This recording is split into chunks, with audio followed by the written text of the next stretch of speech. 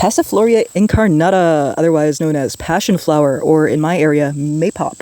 This absolutely stunning flower is actually native to southeastern United States and parts of Central and South America.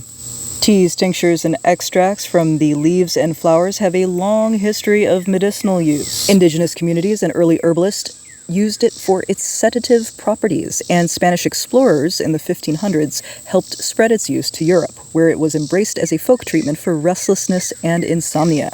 Today, passionflower is still used as a supplement for anxiety, stress, and sleep issues, and there are some small scientific studies that seem to confirm its efficacy for that use.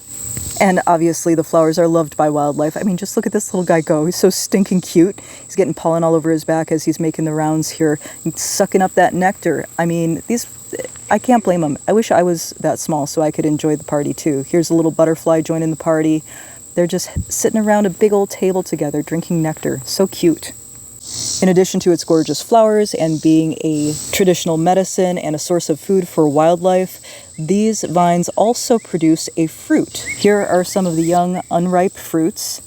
As they mature, this particular variety of passionflower, the fruits do not change color very much. They stay green and then fade to a pale green as they kind of swell up and get ready to spread their seeds. Unlike some wild forage fruits, you can eat these before they are fully ripe, and they just tend to be a little on the tart side.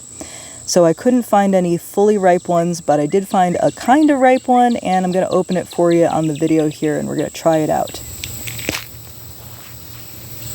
There's a lot of air on the inside, and you can see that each seed is covered in this sort of fleshy, juicy sac. That is the edible part.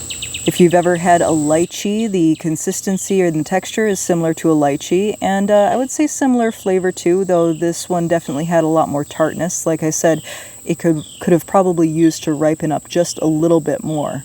That said, it was still delicious, kind of like a tart green grape, and the seeds appear to be mature as well, so I'm going to try planting those next year. Have you tried passion fruit or maypop fruit?